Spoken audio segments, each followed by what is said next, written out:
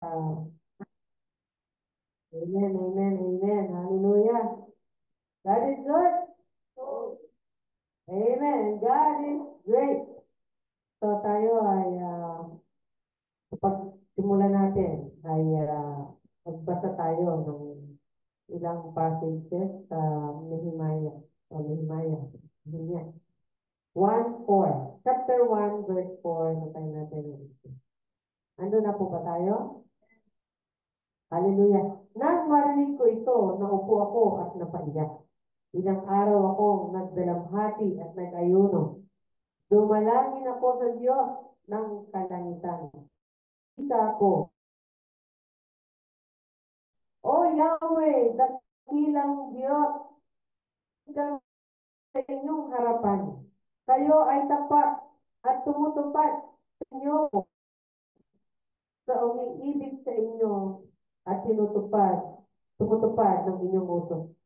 Lingapin ninyo ako at pakinggan ng aking dalangin. Dumadalangin ako sa inyo araw at gabi para sa mga Israelita. Inaamin ko na nagkasala kami sa inyo at pati ang aming mga ninuno. Kinalaban namin kayo. Hindi namin sinunod ang inyong kautusan. Labag na ibigay ninyo sa amin sa magitan ni Moses. Sinabi ninyo sa kanya, kung kayo'y tatalikod sa akin, pangangalatin ko kayo sa gitna ng mga bansa. Subalit kung manunumbalik kayo at tutupad sa aking mga utos, kahit saan kayo mapadpad, titipunin ko kayong muli. Dadalhin ko kayo sa lupaing inihanda para sa inyo, at ako'y isa sa inyo. Sila inyong mga lingkod na pinubos ng inyong kapangyarihan at lakas.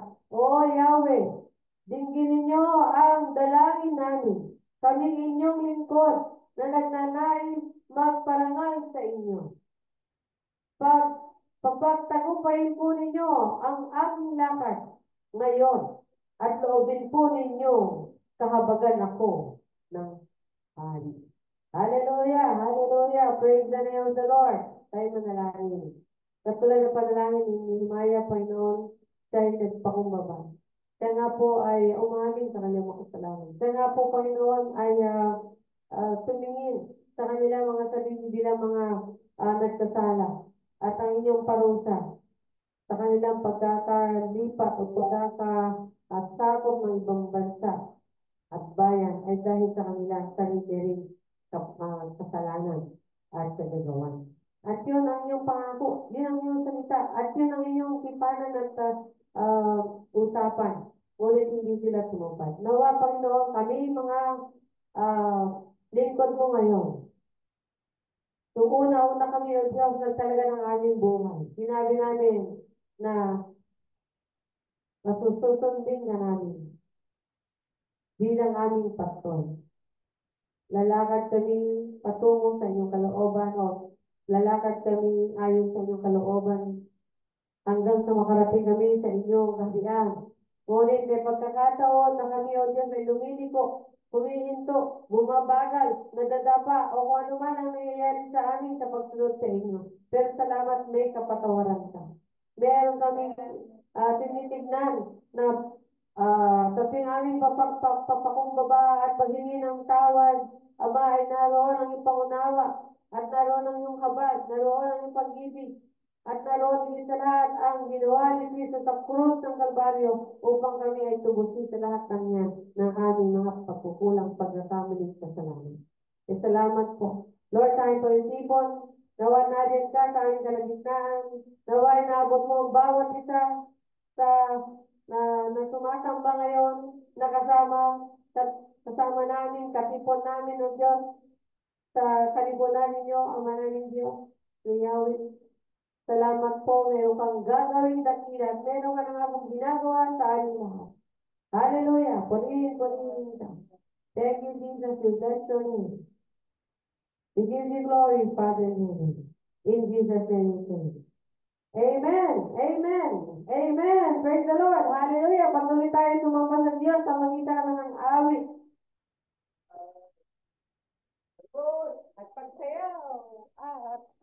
Kain ka? Tama na yung anak ko.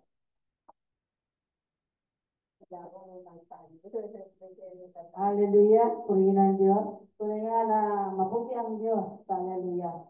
Sabi nga doon sa binasa kanina, the great and terrible God. Hallelujah. Nung prepare si Nehemiah, Nehemiah. Tunay nga salamat sa Panginoon. Hallelujah. At muli, sama-sama tayo na nandito. Sa Zoom, sa FB, at saka dito sa live, tayo patuloy na samba sa Panginoon. Hallelujah.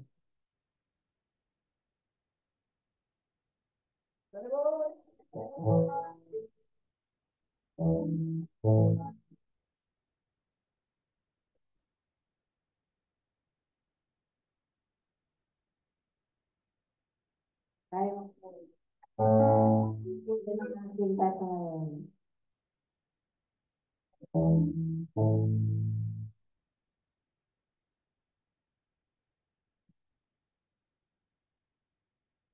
Praise God. Hallelujah.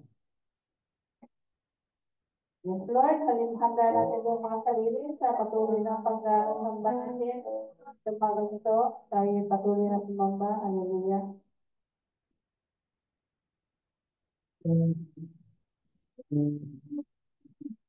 Yes, Lord, hallelujah.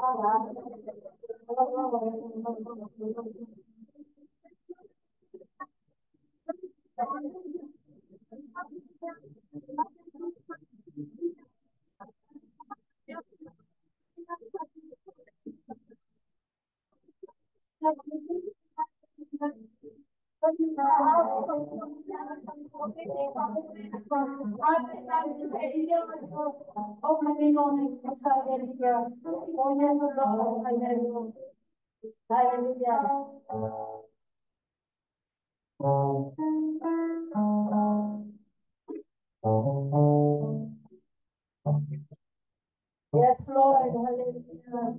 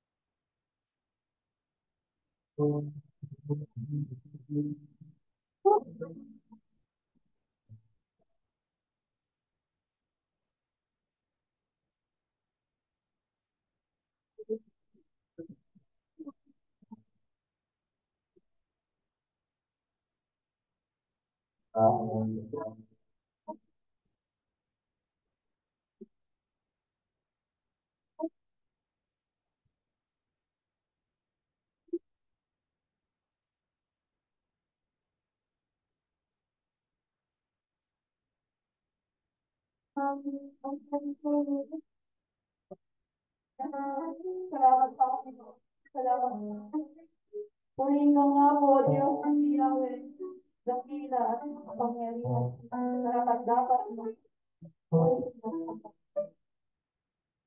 King of Kings and the Lord of Lords. O thank you, Jesus. Hallelujah. Purihin ka, O aming Panginoon.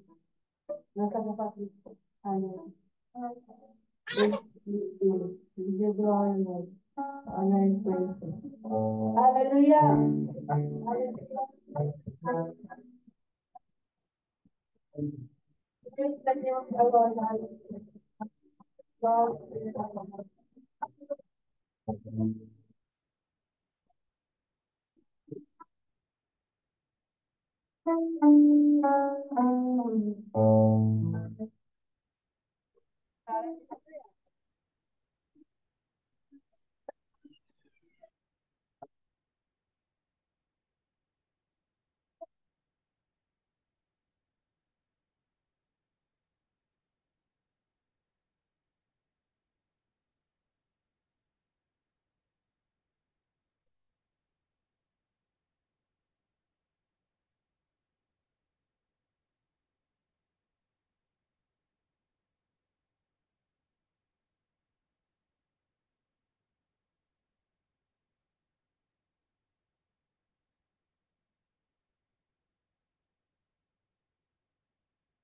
The books of Ezra and Nehemiah. In most modern Bibles, these books are separate, but that division happened long after it was written. It was originally a unified work written by a single author. The story is set after the Babylonians destroyed Jerusalem and its temple and took many of the people into exile. And this book picks up about 50 years later and tells the return of some Israelites to Jerusalem and then what happened when they rebuilt the city and their lives there. Specifically, the book focuses on three key leaders who led the rebuilding effort. You have Zerubbabel, then Ezra, and then Nehemiah. And the book's design focuses on the efforts of each leader. Zerubbabel leads a large group of people back to Jerusalem to rebuild the temple. Then about 60 years later, Ezra arrives in Jerusalem to teach the Torah and rebuild the community. And then he's followed by Nehemiah, who leads the rebuilding of Jerusalem's walls. And these three stories are designed to be parallel. Each begins with the king of Persia, prompted by God to send the leader to Jerusalem, and he offers resources and support. And then each leader encounters opposition in their efforts, which they then overcome, but in a way that leads to a strange anticlimax in each of the three parts. Let's back up and see how it fits together. So the story begins with a decree from Cyrus, the king of Persia, and he's moved by God to allow the exiles to return to Jerusalem and rebuild the temple. And the author says this fulfilled the promise made by the prophet Jeremiah, that the exiles would one day return to Jerusalem. Now, this fulfillment should trigger our hopes in the many other prophetic promises that exile was not the end of the story. We have hope for a future messianic king from the line of David. We have hope for a rebuilt temple where God's presence will dwell with his people. Hope for God's kingdom to come over all the nations and bring his blessing, just like he promised Abraham. And so it's with all these hopes in mind that we read on into the story of Zerubbabel. His name means planted in Babylon. He represents a generation born in Babylonian captivity, and he leads a wave of Israelites returning to Jerusalem. After they settle there, they rebuild the altar for offering sacrifices and later the temple itself. The foundation laying ceremony and then the temple's final dedication, these are key moments. The past stories of the tabernacle and temple's dedication should be in our minds. This is when the fiery cloud of God's presence is supposed to descend. He's dwelling with his people, and it doesn't happen. And so while some people are happy about this new temple, the elders who had seen the previous temple of Solomon, they cry out in grief. It is nothing like their glorious past or their hopes for the future. And it's right here that we get the first story of opposition, and it's very odd. So the grandchildren of the Israelites who were not taken into exile, they had been living in Jerusalem all along, they come to offer help with the temple rebuilding. And Zerubbabel refuses. He says, you have no part in our temple. And this, of course, generates a conflict, which Zerubbabel overcomes. But it's very strange, because the prophets had envisioned that the tribes of Israel would all come together, along with all of the nations, to participate in the worship of the God of Israel when the kingdom finally comes. So this is an anticlimactic moment, to say the least. In the next section, we zoom forward about 60 years and we're introduced to Ezra. He's a leader among the exiled Israelites in Babylon. And he's a Torah scholar and a teacher. And so he gets appointed by Artaxerxes, king of Persia, to lead another wave of people back to Jerusalem. And Ezra wants to bring about spiritual and social renewal among the people. Our hopes are high. And again, we come to another anticlimactic moment in the story. Ezra learns that many of the exiled Israelites that had come back, they had married non-exiles who had been living around Jerusalem. Some of them were non-Israelites, and almost certainly some of them were. Ezra then appeals to the commands of the Torah, that Israel was supposed to be holy and separate from the ancient Canaanites. And he then says that the people living around Jerusalem are like the Canaanites. They're going to corrupt the exiles. So Ezra offers a prayer of repentance, and it's very heartfelt. But then he rallies all the leaders and enacts this divorce decree that says all these marriages should be annulled, the women and children sent away. And then the decree is only partially carried out. We're given a list of some of the men who divorced their wives. The story is very strange for a number of reasons. First of all, God never commanded Ezra to do any of this. It was the leaders of Jerusalem who led Ezra to make the decree. Second, the contemporary prophet Malachi, he did say that the exiles should care about purity, but he also said that God was opposed to divorce. And so the mixed results of the decree, this all fits into this pattern of a strange concluding anticlimax, which leads us to the next section about Nehemiah. He's an Israelite official serving the Persian government, and when he hears about the ruined state of Jerusalem's walls, he prays and then gets permission from the Persian king Artaxerxes to go and rebuild the walls. The king even gives them an armed escort and all these resources. So after arriving in Jerusalem, he begins the building project, and he too faces opposition from the people who had already been living around Jerusalem. Once again, we face a tension in the story. The contemporary prophet Zechariah said that the new Jerusalem of God's kingdom would be a city without walls, that God's presence would surround it, that people from all nations would come and join the covenant people. But Nehemiah seems to operate with the opposite vision. He informs the people surrounding Jerusalem that they have no part in Jerusalem. And this, of course, provokes them to hostility. And so while Nehemiah carries out his vision for the city with integrity and courage, they have to build the city with armed guards to protect them. We keep wondering, could this whole conflict have been handled differently? And this all leads to the conclusion of the book in two movements, first positive and then negative. Ezra and Nehemiah combine forces to bring about a spiritual renewal among the people. They gather all the exiles together for a festival. They read and teach the Torah to all the people for 7 days. And then they celebrate the ancient Feast of Tabernacles to remember God's faithfulness from the Exodus and the wilderness journey. Then they offer a confession of their sins. They vow themselves to renew the covenant, follow all the commands of the Torah. And they finish with a great celebration over the temple, the walls of Jerusalem. And we're thinking this could be the turning point, but it's not. The book ends on a huge downer. Nehemiah tours around the city, and he finds that the people have not been fulfilling their covenant vows. So Zerubbabel's work is undone as he finds the temple being neglected and staffed by all these unqualified people. He then discovers that Ezra's work is being compromised. He finds everyone violating the Torah, people are working on the Sabbath, and even his own work on the walls is involved because people are setting up markets around the walls of Jerusalem and working on the Sabbath. So Nehemiah, he goes on a rampage. He's beating people up, he's pulling out their hair, and he's yelling, "Obey the commands of the Torah." And his final words are a prayer that God would remember him, that at least he tried, and the book ends. I mean, it's very strange. But we've been prepared for it, right? These anticlimactic moments have been woven into the book design intentionally. And so it raises the question, what on earth does this book contribute to the storyline of the Bible? Well, remember, the book started by raising our hopes in the prophetic promises about the Messiah, the temple, the kingdom of God, and then none of it happens. So even though Israel is now back in the land, their spiritual state seems unchanged from before the exile. And while Ezra and Nehemiah, they do their best, but their political and social reforms among the people don't address the core issues of their heart. So what the book is pointing out is the same need highlighted by the prophets Jeremiah and Ezekiel. What God's people need is a holistic transformation of their hearts if they're ever going to love and obey their God. And so the book ends on a downer, yes, but It forces you to keep reading on into the wisdom and prophetic books to find out what is God going to do to fulfill his great covenant promises. But for now, that's the book of Ezra and Nehemiah.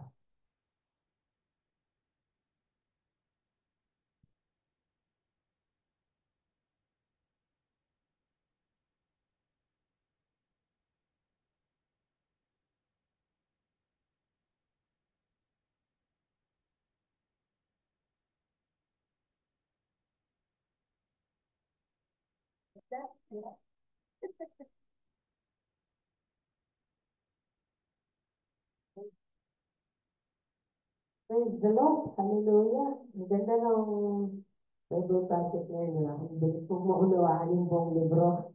Ngayon, madami ako revelation. Kaninang pinaparag yun, hindi masyado. Pero ngayon, pinanood ko ng buong buo. Grabe yung nakita natin minsan. Ginagawa natin sa looban ng Diyos, sa akala natin paggawa ng kalooban ng Diyos. Pero sa bandang huli, disappointed. Katulad ng mga leaders na yun. Kasi may pagka-naive yung isip nila. Saka short-sighted. Pero anyway, kita natin sa bandang huli. Pagdating ni Jesus, doon talaga matutupad lahat yun, yung covenant na yun. Amen? So, meron po tayong pasalamat sa Diyos, pagkakataon na, at sumamba sa Panginoon sa magitan ng ating mga pagtotoo. At pasalamat sa kanyang goodness and faithfulness. Anybody po? From the other side or from this side? Praise the Lord. Hallelujah. Nagpasalamat ako sa Panginoon isang gabi. Kasi naman nagbabasa ako ng kwentuhan nito. Sabi yung sapat. Sabi ko, grabe yung binabasa ko doon pang 20, 20. Ganun talaga, no? Mayroong mga salita doon na sabi niya, sabi nung Diyos sapat, Lord, daming lumalaban sa amin, yung gagawin namin. So, nagpa-fasting siya. Tapos, kahit mga bata, nag-fasting, nag-prayer, fasting, nag-fasting dito. Kaya salita sa propeta ang Panginoon. Huwag kayo matakot, ako ang lalaban. Pag gano'n, wala na, tapos na ang usapan, di ko ba? Pero pag hindi mo alam, hindi mo ma-imagine, paano mangyayari yun? Mahirap, meron pa rin takot. Pero dahil si Diyos sa pati, faithful naman kay Lord, ibig sabihin, yung faith niya sa salita ng Diyos, ito. Kaya doon sabi niya, sige, andun yung kalaban, dito kayo yung station, tapos ang station mo lang sa harapan, yung mga singer. Kaya siguro nauso, nasa pag-worship, nauna yung singing. Yung Diyos dapat din. Sabi niya, sige, anong gagawin namin, Lord?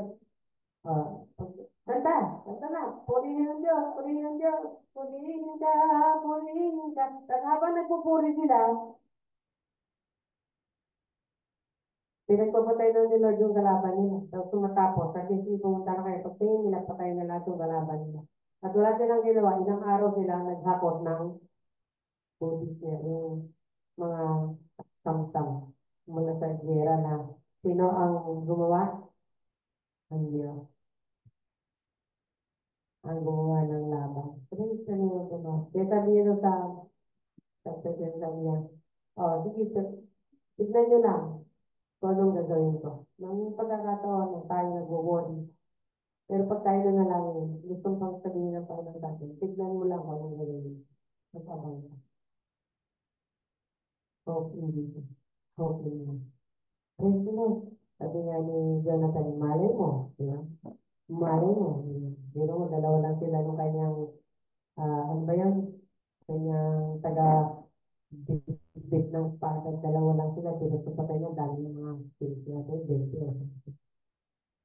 Eh kung tutusin, makuyog ka lang ng tatlo, may mga espada pa. Patay ka. Basta kung hindi ang Diyos ang gagawa para sa iyo. So, ayun, nasiyahan ako sa Panginoon. Meron tayong mga bagay na struggle, pero meron ko rin sa Panginoon. Natutunan tayong mag-entrust kay Lord. Entrust. I-entrust nila kay Jesus. Amen? Amen. So, ano pa? Meron po po din ba tayong ipagpasalamat sa Panginoon? Sige, your time. Tres.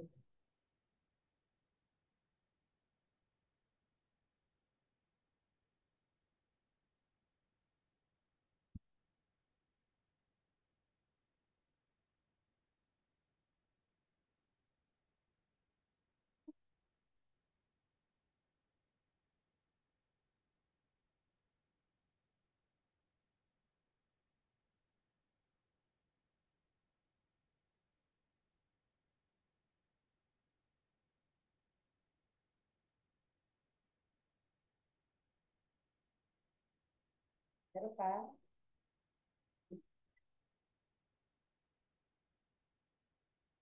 Ano? Wala? Tamlay? Memory work? Meditation?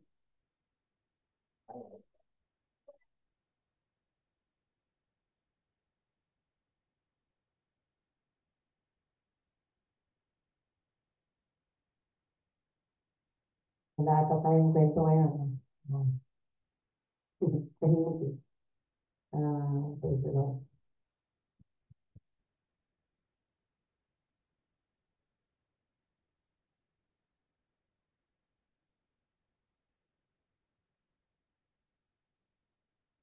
Saan man pasalamat ko sa Panginoon yung pagtatry ni Sammy na mag-aakay ng kaibigan. Try lang hanggang sa tayo makakaakay sa paanan ng Panginoon. May pagkakataon kasi yung minsan ang ating mga nakakay lang natin sa, alam mo na, sa kung saan. Pero pag doon na sa Panginoon natin akayin, ay, may gagawin na ako. May gagawin na ako. Yan talaga. Ang mahalaga, I tried, we tried. Ano sabi doon sa presentation? Sabi niya, hindi pa ali, at least nag-try, no? Pero hindi, parang bigo. Pero hindi niya lang, lahat na ay bahagi at ng plano ng Panginoon. Una sa pagdating ng physical na misiya. At pero ang talagang pangako pala ng Diyos ay pagdating ng spiritual na misiya. Yung second coming. Amen. Yeah. So, yun ay ating pinagpapasalamat sa Panginoon. So, anyway, wala na tayong sasabihin pa. Okay. Tayo manalangin. Ama, sa aming pagtingin sa iyong salita, O Diyos, nagbubuni kami. Hallelujah. We are truly celebrating before you your presence and your word. Salamat. At pag namamangha kami sa plano mo, Panginoon. Minsan tumatagal ng 400 years ang plano mo at bago makita. Minsan naman 70 years. Minsan naman, Panginoon, at ngayon naman 1,000 years na, Panginoon, bago pa makita. Yun talagang pinakapangako mo. Yung culmination of your plan. Pero kahit na gano'n, in spite of this, wala na kami, Panginoon, sa mundo, alam namin na yung promise mo, it will be fulfilled. Hindi man sa aming generation, kahit sa generation na it will be fulfilled. Sapagkat pinakita mo yan mula pa noon, panahon, mula kay Abraham, kay Abraham, kay Moses, kay David, kay Jesus, Father, lahat ng pinano mo, walang hindi natupad, walang hindi nangyari. You appointed time and even people. Yeah. Kaya doon kami titingin sa pagkumpas ng iyong kamay, O Diyos, everything is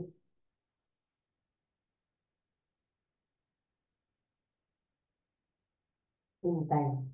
Everything is on time. Amen ba? Hallelujah. Thank you, Jesus. Hallelujah. Amen, amen. So tayo ay nasa Nehemias na.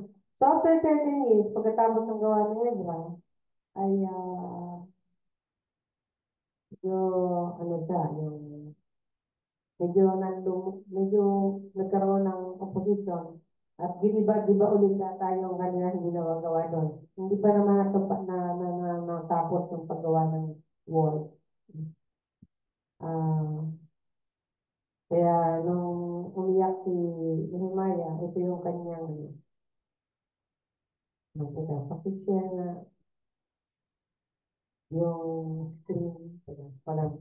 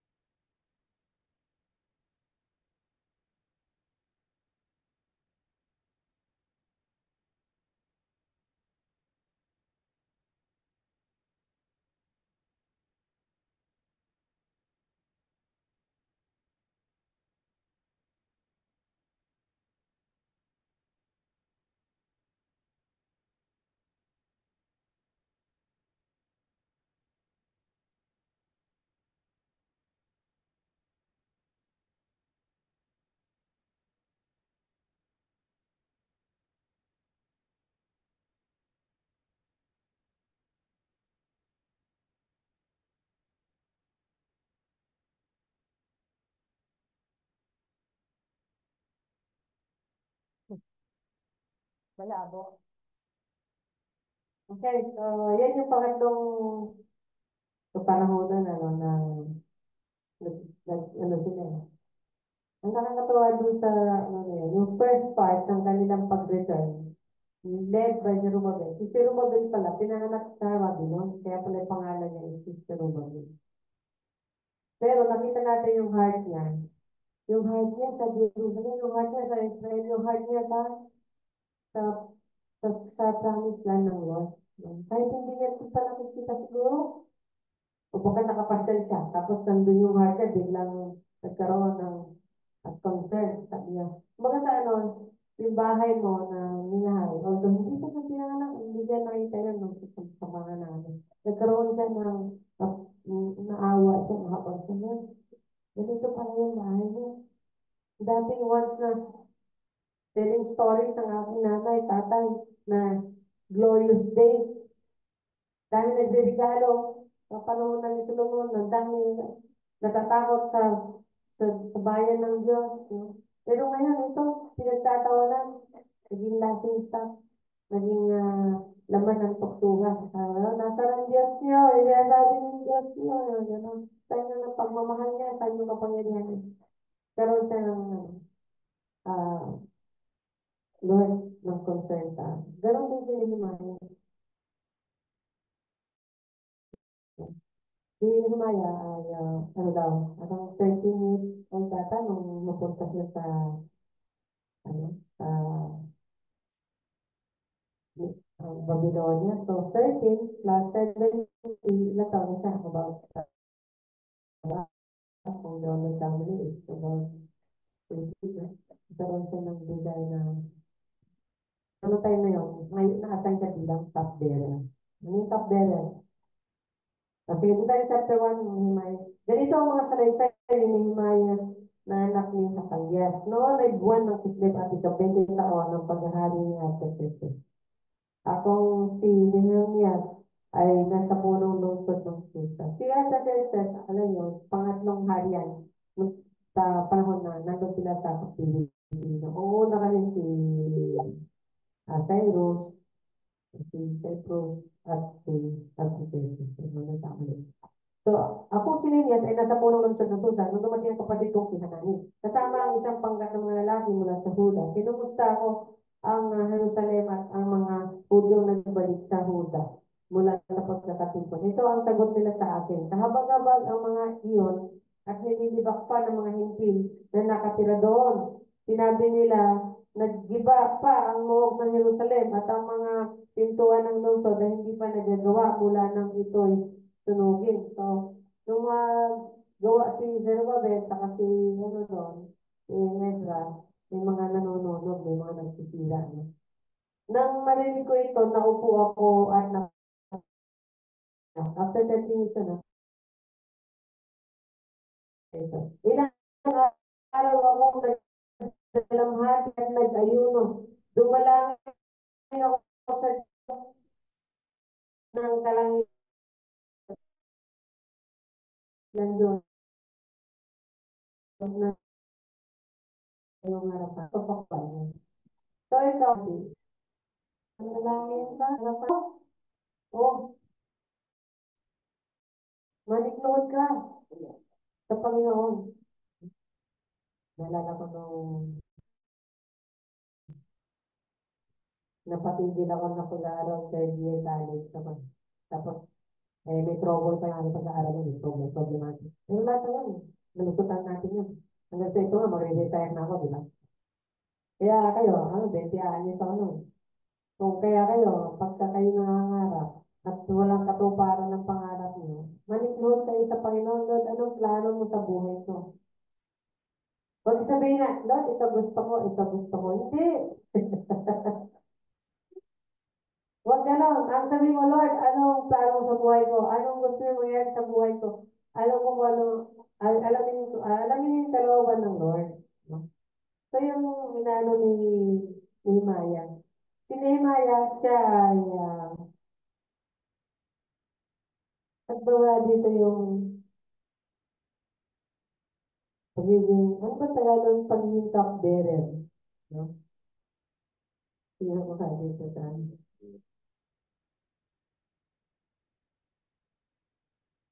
meron ba kayong Bible, Tagalog Bible dyan? Siya po ay, actually, ay kulang-kulang ata itong translation. Um, Nehemiah.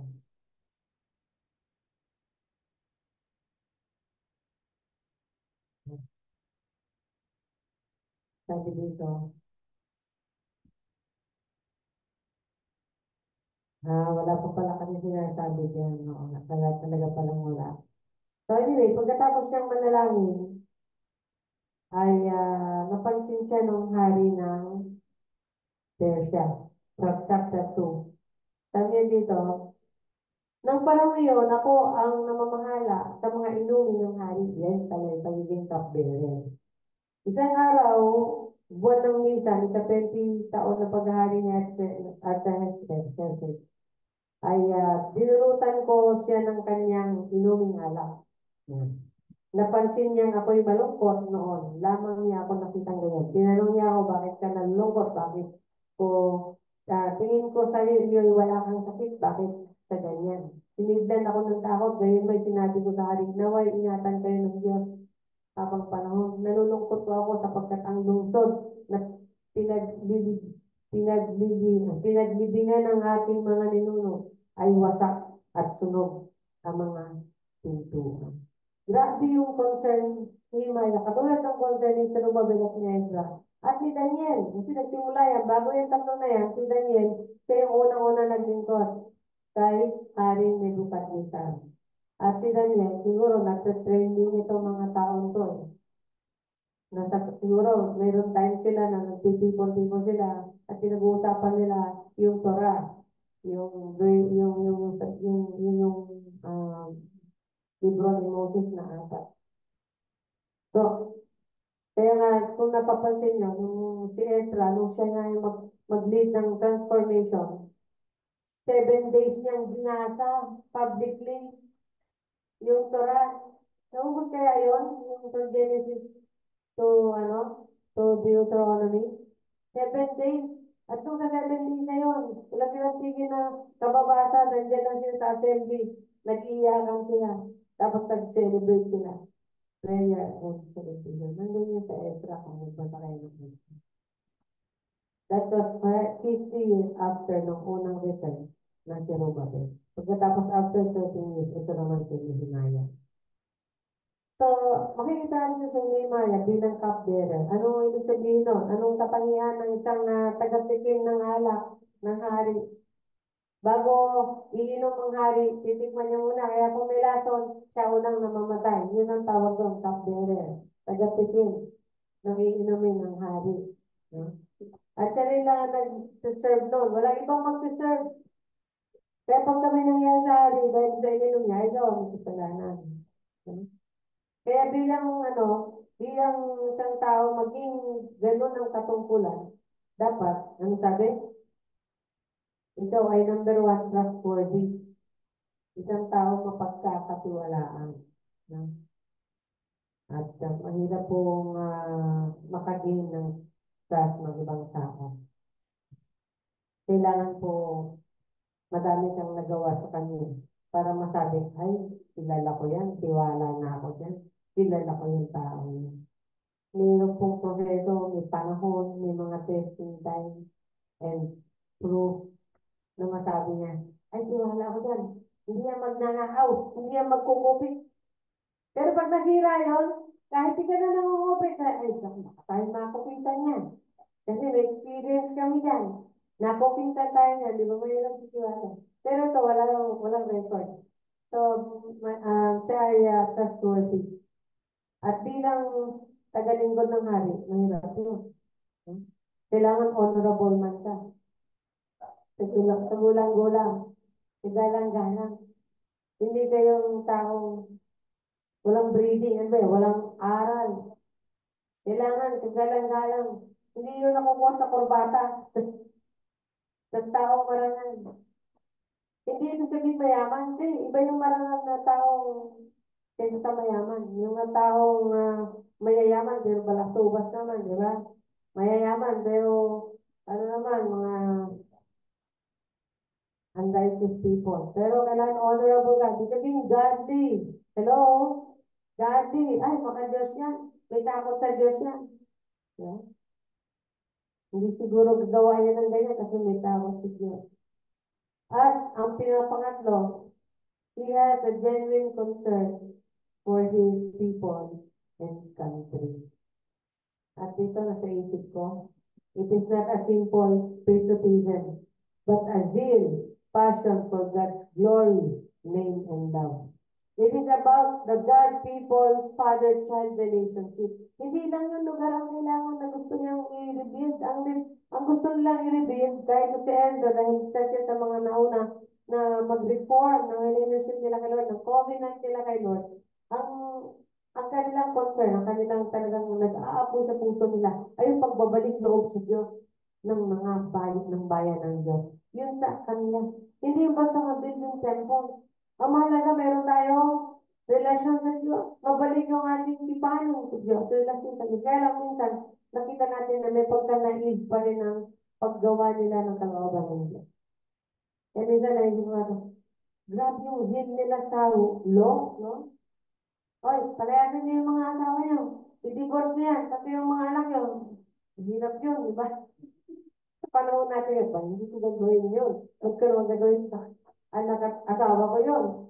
Kahit ba yan ay pag-ano, at pag ako yung Israelita, hindi ko magagawa basta-basta yan. Actually, hindi lahat sumunod. No? Pero dahil sa din nitong ni Nehemiah, talagang siya nagsabi, sabi nga, hindi pa naman, ang weird doon, hindi naman, dahil nga sa pagsunod nila sa Torah. Ano sabi? Huwag makikipangasawa na pag-ano. Pero kung nagkapag-asawa ka na, mas matitiis mo bang yung anak mo, yung panayasin mo, no? Hiwalay, hiwalay. Hiwalay na sa puti at ang bigulon. Mahirap po yun. Kaya ang sabi ni Jesus, hindi naman talaga yan itinalaga ng Panginoon ng gano'n. Anyway, minsan pagtingnan natin ang kalooban ng Diyos. Iba kasi yung utos, o iba yung salita ng Diyos minsan, iba yung talagang kalooban ng Diyos na sinasabi. Kaya nga sa bandang huli, itong project na sabi niya, hindi naman, it is not about the temple. It is about the relationship, your relationship with God. It is, bakit? Ang temple ko ay, ano, it is a picture of God's presence. It is symbol, it is a symbol of God's presence. Kaya pag nandyan ang temple, ibig sabihin nandyan yung presensya ng Diyos. Pero of course, not necessarily. Kasi kung maganda naman yung temple, pero yung mga tao, di naman totoong sumasamba sa Diyos, Bababa ba yung presensya ng Diyos doon? Hindi bababa ang presensya ng Diyos. Kaya nga, it is the matter of the heart. It is not the matter of the appearance. Ay, maganda ang church dito, doon tayo. Mas nag-feel ko ang Lord doon pagka sumayaw. Tapos ang galing naman boses ng mga song leader doon. Diba? Pero pagkalikod, tapos may namalimos, ay, alis, ang dami mo. No? Sa puso. Hindi sa puso. Kaya sabi siguro, sabi nung story, weird, di ba? So, ending niya, yung anti-climax yung ending. Imbis na, imbis na happy ending, no? Pero ba ba eh? Tataas, tapos pababa. Taas yung climax na. Nehemiah, nabata ko ni bigo. At pagkatapos po noon, ang alam niyo naman, yung 400 years na yon na nahinig, ang pagkilos ng Diyos, wala kang makikita sa Bible. Saka nang dumating yung story about Jesus. Yung time na yun, ipapanganak na ang Mesias. Doon nagsimula ang story sa Matthew naman. Kaya sabi ni Jesus, ay, wala yung temple na yan. Wawasakin ko yan in 3 days. Tatayo yan. Yung pala yung katawan niya yun, siya yun. Because it is Him. Siya yung God's temple. Pero nung malis na siya, tayo na yung God's temple. Hello? Pero sabi sa Revelation, pagdating ng araw, sila na mismo yung temple. Ang Diyos Ama at ang Diyos. Wala ka nang iba pupuntahan. Sila na yun, nakapalibot sa'yo, nakakubkub sa'yo, nakasecure sa'yo. So, pangalawa, si Nehemiah ay wall builder. Ano sa isip niya? I-establish yung wall. At nakaka-weird dito. Siguro yung mga pinadivorce na Ezra, sila yung nanggugulo. Ay, huwag natin pupasanin niya. Ayan mo kayo, hindi na kayo kasama dito. Parang naging exclusivist sila, no? Hindi na kayo kasama, hindi na kayo kasama. Pati nga yung pagbalik ng Zerubbabel, yung mga tao doon, na doon na pinanganak, kasi nga may mga naiwan doon, na hindi naman namatay, sabi, sa pagkubgob ng mga ng Babylonia. Eh di yung nagkapamilya na at nanganak na. Siyempre 50 years ago, 70 years ago, ilang taon na yun, 73 years ago, eh, gano'n nakatatanda yun. Sabi, ay, makikibilding kami, makikigawa kami. Pero sabi ni sa Lumabel, antay lang yung mga aspect na eh. Sabi, ay, hindi, kayo kasama. Hindi, kami lang. Naging exclusive. Kaya tuloy, imbis na natatapos ng maayos, ang gulo. Oo, dahil naiisip ko pag in-imagine ko yung panahon, sa kapanahonan natin, di ba? May mga willing, ay, gugulo lang yan, gugulo lang. May mga naman na sasabihin nila, gulo na, willing na. Pero sila naman ito nang gugulo. Iba ganun ba? Antay lang mas climatic sa sa purpose mo o yung sa goal mo. Hindi na natutupad, hindi. Anyway, kung bakit gano'n ang nangyayari, sabi nga nung story, hindi natin alam minsan nila. Ano ba, hinahayaan nila ito mangyari yun. Sa realization siguro nila. Anyway, si Nehemiah ay wall builder. Ang wall builder, ang ibig sabihin nun, gusto niyang itayo yung dangal, yung honor. Gusto niya itayo yung established life. Gusto niyang i-found, no? Gusto niya founded ang Israel worship na maayos. Pero ang masakit nga nun, pagdating ng Nehemiah, yung establish na Ezra, wala nang patuloy. Nagtatrabaho kahit Sabado. Tapos, yung imbis na yung mga Levita, yung nasa templo, mga ibang tao, kung sino-sino, na maling tao, natutulog nga, di ba, sa templo. Yung drawing. Natawa eh. Sa tatrabaho, tapos sa bandahon eh, ano pa yung tatlong bagay yung sinabi nito, di ba? Kaya sabi niya, ano ba nangyari dito? Sabi, wala na nangyari. Kaya ano, disappointed siya. Eh, nung time na yan, nag-iisip talaga sila kung paano ma-review. Paano ma-review ang tunay na worship sa Panginoon. At yan si Nehemiah. Parang bang paano ka ulit magbalik loob sa Diyos? Yun. The wall is security, secured life, a life with God, a life worshiping God. Yan yung nasa isip nila nun. Yan ang framework, yan yung konteksto nun. Ibig sabihin ng wall na yan. Kasi pagka na-establish ang Jerusalem at ang walls nito, yung glory nito, yung glory ni Lord, yung glory ng name ni Lord, di ba? Mababalik. Yan talaga yung genuine concern nila. And that is, so, gusto nila yung, ang maganda pa dito, si Nehemiah, kahit na madaming kontrabida, hindi siya basta-basta nasisiraan ng loob. Ay, ang daming kumukontra ko, binabato ko niya, ha? Ganito gawin niya, ha? Sa isang kamay, martilyo. Sa isang kamay, espada. Pag may lumapit, espadahin niyo. O sige, gawa kayo dito, tapos kayo may espada. Diba? Nakakatuwa. Nakakatuwa. Sa isang Kristiyano, dapat dito Biblia, dito panalangin. Di ba? Partnership. Iba naman, sabi ng pastor, dito daw Biblia, dito dyaryo. So, dapat alamin mo din, yung nangyayari sa labas. Hindi lang puro Biblia. Pero sa akin, sa pagkikipaglaban, Biblia at panalangin. Amen po ba? So, sino si Jesus dito? Makita natin, hindi lang reformist dito si Jesus, no? Yung sino nagtatransform o nagbabago at nagpapagbalik loob sa Diyos sa mga tao. No? Kasi restorer, hindi lang yung pagbabalik loob at nagbabago ng tao. No? Ah, yan yung si Jesus dyan, bilang katulad ni Nehemiah. Una, meron siyang genuine concern for his people. Kaya kung babasahin natin yung Matthew 23, no? Yan natin yung Matthew 23. Grabe yung panaghoy dyan, yung iyak ni Jesus dyan. Yan natin yung Matthew 23, verse 37.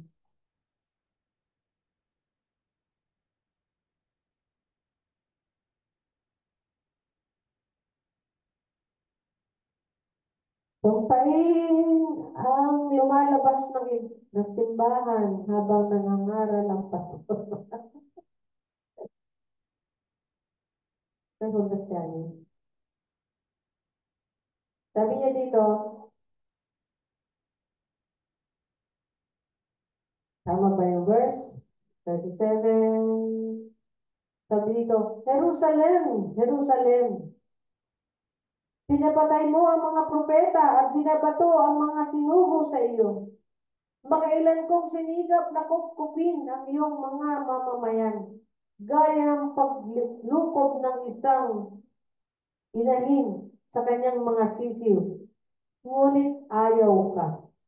Kaya't lubusang pababayaan ang iyong tahanan. Sinasabi ko sa inyo, hindi na ninyo ako makikita hanggang dumating ang oras na sabihin ninyo, pagpalain nawa ang dumarating sa pangalan ng Panginoon. Grabe yung love niya for that worship place. No?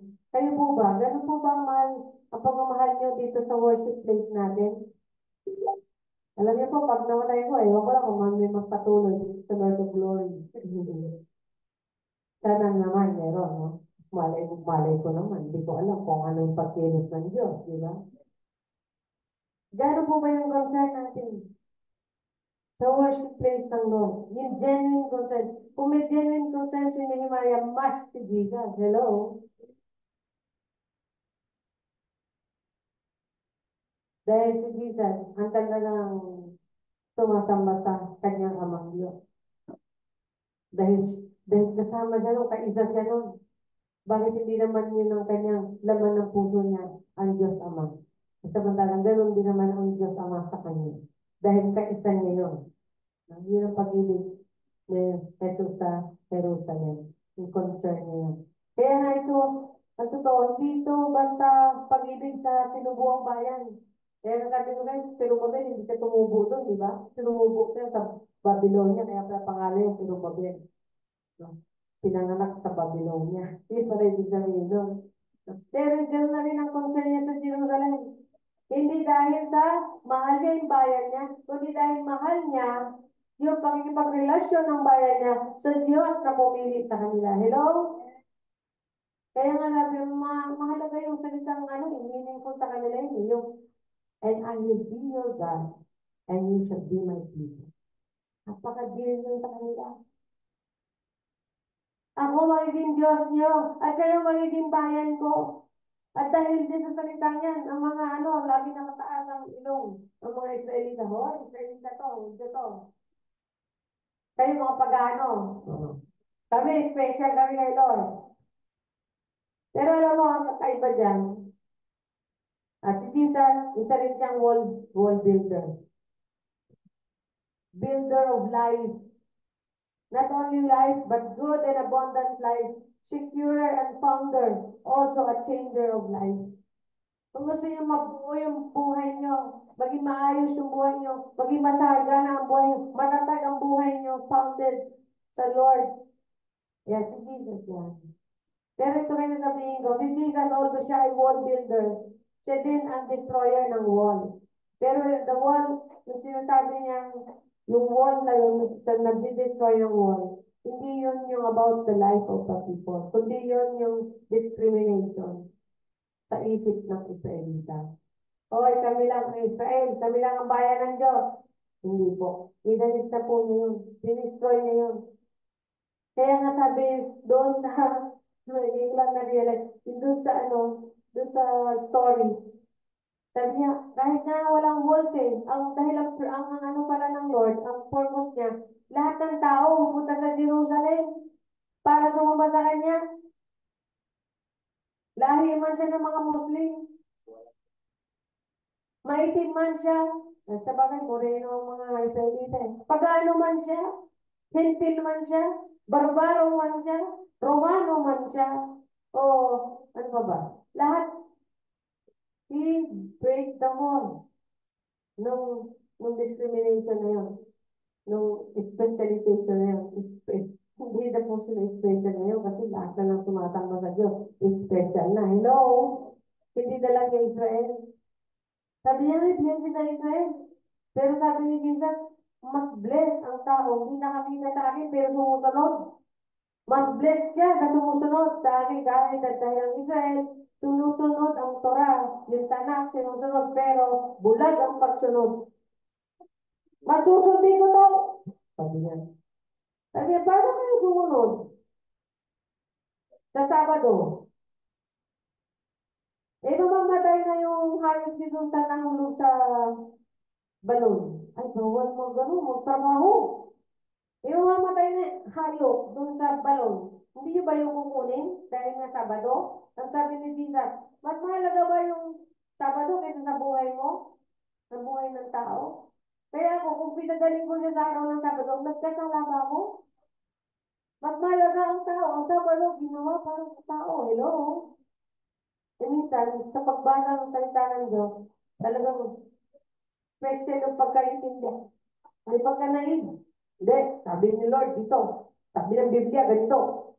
Sabi ng ganito, ngayon, kahit nakaka-offend na sa ibang tao, kahit nakakasakit na sa ibang tao, hindi, dapat ganito. Ganyan. Hindi. Sabi ni Lord, magkaisa tayo sa pangalan niya. Hello. Magkaisa tayo sa Espiritu. Hello. Magkaisa tayo sa kanyang katawan. Hindi, kami yung tama. Ito dapat ang pagsamba. Ano sabi ni Jesus?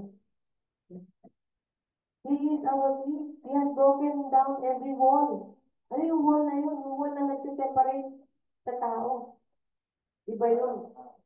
So, bukod sa wall builder si Jesus, siya din ang destroyer ng wall mo. Kasi masyado kang exclusive, masyado kang special, masyado kang unreachable, untouchable. Hindi po. Iisa lang po. Greek and Jews. Samantalang Diyos. Isa lang tayo. Minahal niya tayo. Isang pamilya. Walang favoritism. Because God is not a God of partiality. Hello? Walang favoritism. Naniniwala kayo na favorite pa rin ng Israel? Walang favoritism.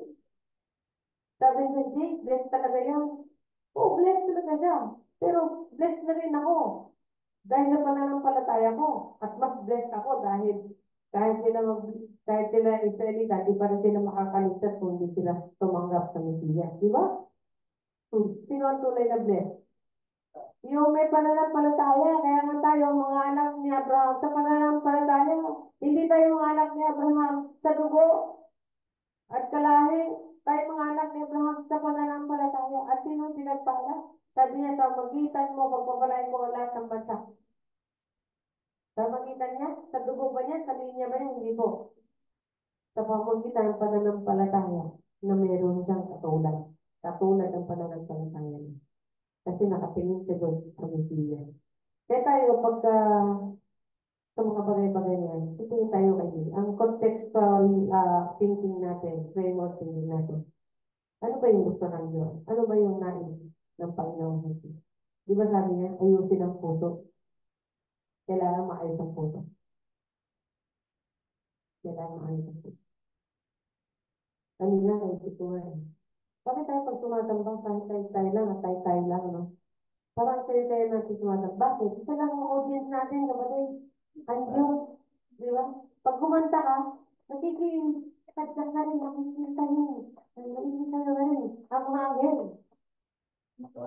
Sumasabay yan. Ang Diyos, nakikita. Suway na rin yan. What a wonderful sight, sabi niya. Worship Him. Pag ang puso ay totoo. Kaya naalala ko yung ating kapatid. Nagsawa daw siya. Parang nawalan daw siya ng gana. Kasi tayo-tayo lang. Lagi-lagi tayo-tayo lang nakikita. Inisip ko, hindi ba ang ganda ng audience niya?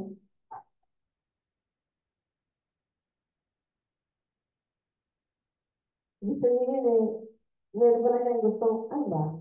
Meron siyang gustong nakakakita sa kanya na iba. Wala naman din maganda. Wala naman doon pogi. Ay, dapat si Jesus ang angin mo. Ang katagpuin mo. Tuwing pumunta ka sa simbahan, lagay mo sa puso mo na ang Diyos ang gusto mong katagpuin. Hello? Yan. So, yun ang story ng Nehemiah. Wow, sabi yun. Ano, basahin yung buong Nehemiah. Yung chapter lang yun, di ba? Yung chapter lang yun. O, 13 lang. Wala pa ang 3 oras mo mabasa yan. 13 hours na, kabagal naman yun. 1 minute, 13 minutes lang yan. 42 minutes with 26 minutes. Kung 3 minutes, ilan? 39 minutes, wala pang 1 oras tapos ni Nehemiah. Ay, hindi, basahin mo lang. Tapos basahin mo ulit, saka mo himay-himayin. Tapos basahin mo ulit para muni-munihin. Tapos basahin mo ulit para memorizing. O, ilang basa na yun. At basahin mo ulit para i-outline mo na. Pag hindi, may sermon ka na. Ako nga, pagbabasa ko ng Jehoshaphat, ay Jehoshaphat, yung Second Chronicles 20, pag ganun ko, binasa ko. Binasa ko ulit. Ah, ang galing ito. So, binasa ko ulit, outline na ako. O, may outline na ako ngayon, na meditation outline.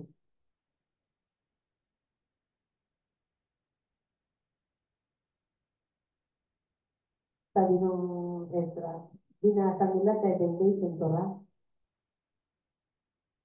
Grabe yung puso na yun, ano?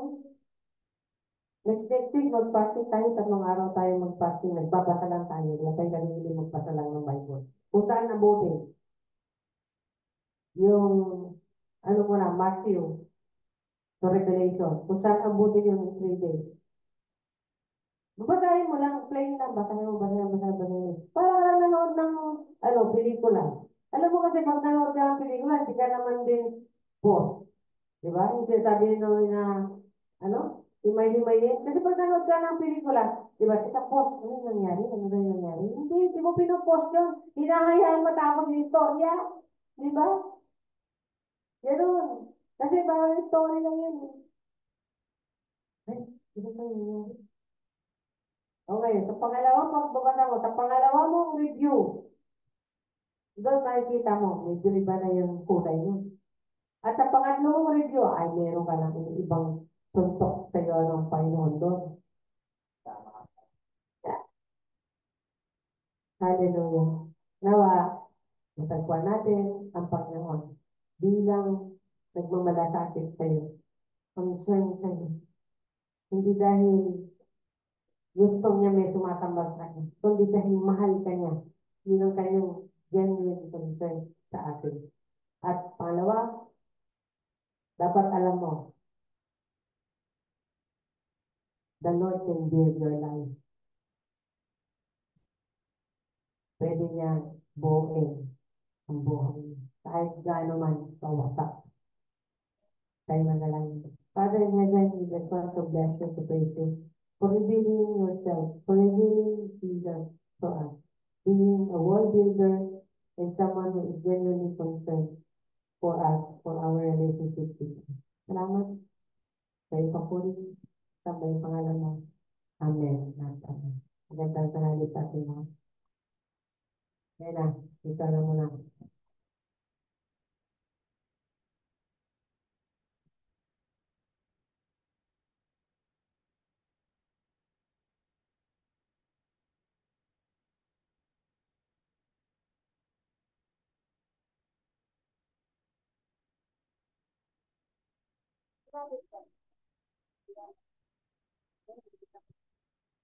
Praise God. Hallelujah.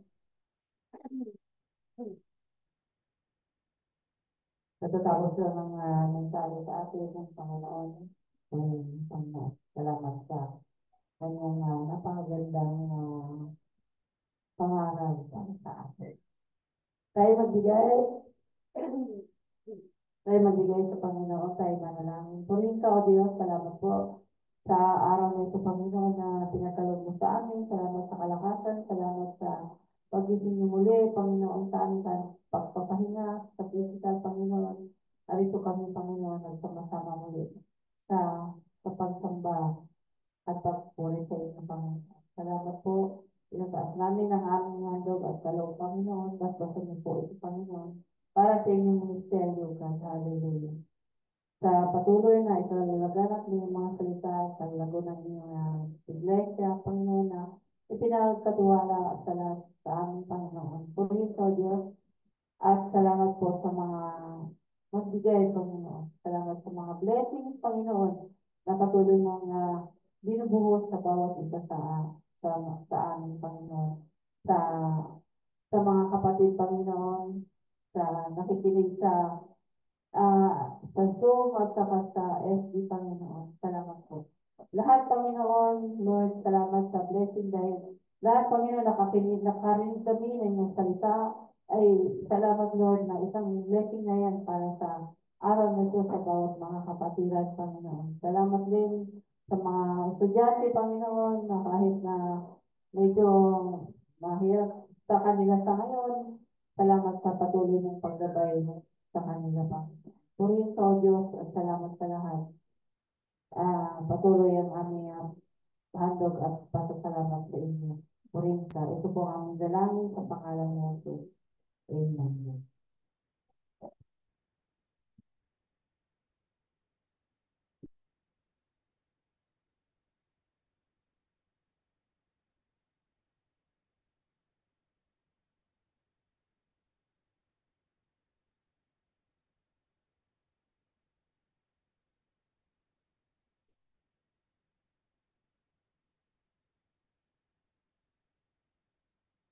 Okay.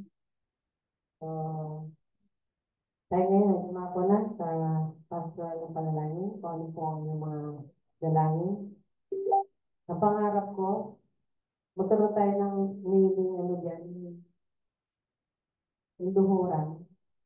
Kasi St. John. Meron kami luhurang na 2 layers. So, hindi ma-accommodate ng mga 2 layers. Doon lang sila tatayo. Pero pagka nag-invite ng pastoral prayer, pupuntahan kami. Kasi di kami sa kanya nangyayari. Kami pong praise na lang kayo. Kaya tayo manalangin, tayo tumayo, mamalangin Diyos, napakabuti niyo sa amin. Mula noon hanggang ngayon, nakabutihan mo ang bilang babae. Salamat po. Although you are a God who punishes, for us, you are a God who straighten us up, who loves us, a God who has mercy. Merciful na Panginoon. Kaya, salamat po. Napakabuti niyo, Diyos. Nawa lahat ng tao maunawaan ang kabutihan at pag-ibig mo, Panginoon. At kayo lang ang sasambahin, wala nang iba. Ikaw, Yahweh, at ikaw, Panginoon Jesus, ang magitan, tulong sa pangyarihan ng banal na Espiritu. Abutin niyo ang bawat isa, Panginoon, sa kanyang pangailangan, isa lang mga estudyante, ang inyong paglinga, ang inyong paggabay, ang inyong karunungan at kalinuhan ay gumabay sa bawat isa. Sa pusong dalisay. Ang panalangin ko ay pusong dalisay para sa lahat. Panalangin namin ang pusong sumasamba sa tunay na Diyos.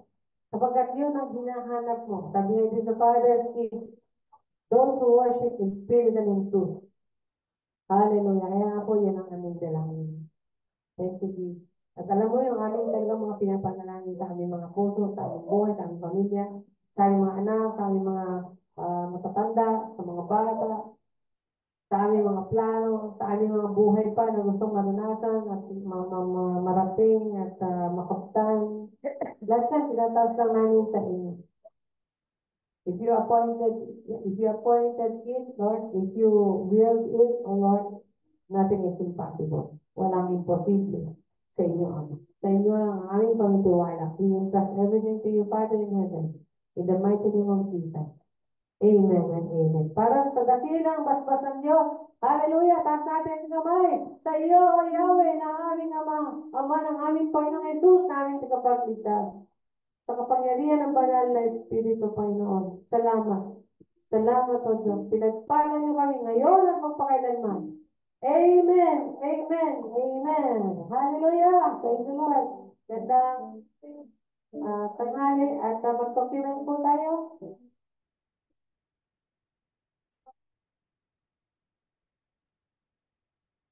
Recording stop. Record na.